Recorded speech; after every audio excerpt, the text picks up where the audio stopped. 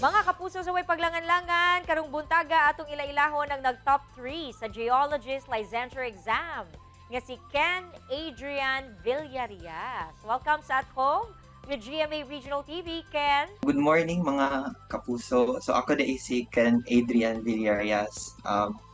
Newly graduated this year lang sa program na BS Geology and katong nakatop 3 sa board exam.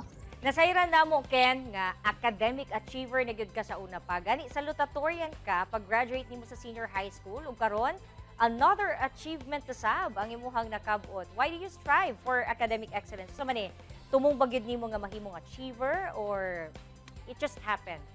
Pagsugod pa lang nako sa college, ma'am, ang ginahimo nako na habit is magbasa lang yung tarong sa mga books, and then kung magbuhat kong assignments is dapat buhaton nako siya before sa deadline para ma-manage nako ang time properly sa uban subjects kay daghan man ay subjects.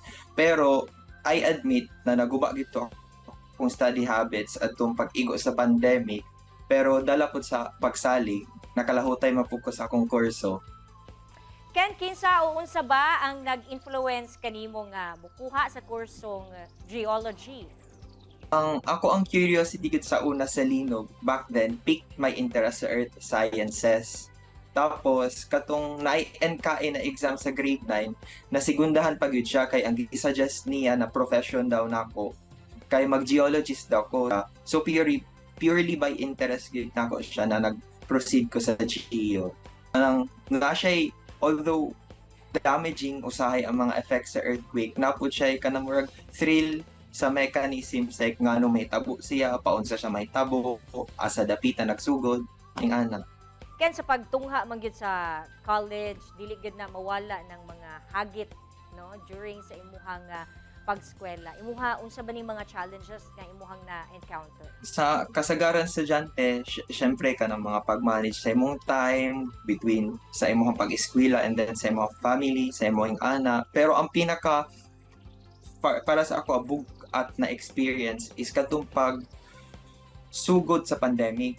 Kay sa katong pag-COVID, online platform siya, dili siya conducive for learning. So, murag naglisod ko pag-eskwela kay bag-o manggod para ato ang katong online na platform. And then at one point ko during sa pandemic, si lolo ug lola nako kay na bedridden og sabay.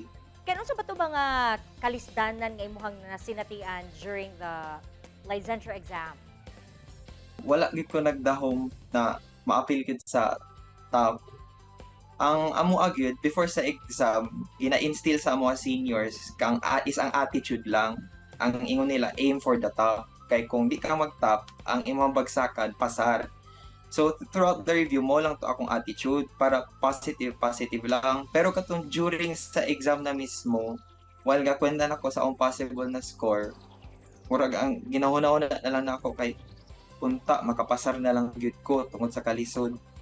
And then paggawa sa result na mo auto, very unexpected for me. Paggawas gyud sa result na pagkakita na ako na top 3, nakahilak gyud ko adto unya tungod sa panic, nagtawag gyud ko diretso kang mama.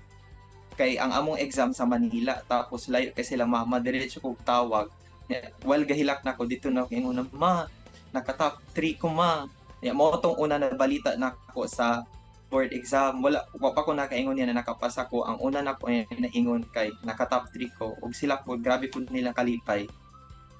Karon, Ken, nga usa na gyud ka licensed geologist. Unsa ba ang imong plano karon? Karon is gahinay-hinay na kog pangita sa mga opportunity para ma-apply na ko akong profession. Pero ang naa sa akong thought gyud karon is gusto gyud nako na maka-work na regardless para lang makabawi ko sa sakripisyo. Alright, good luck, Ken. And again, congratulations. Thank you din po sa opportunity na mag-teacher. I did not expect this, pero salamat. Kini ang At Home with GMA Regional TV.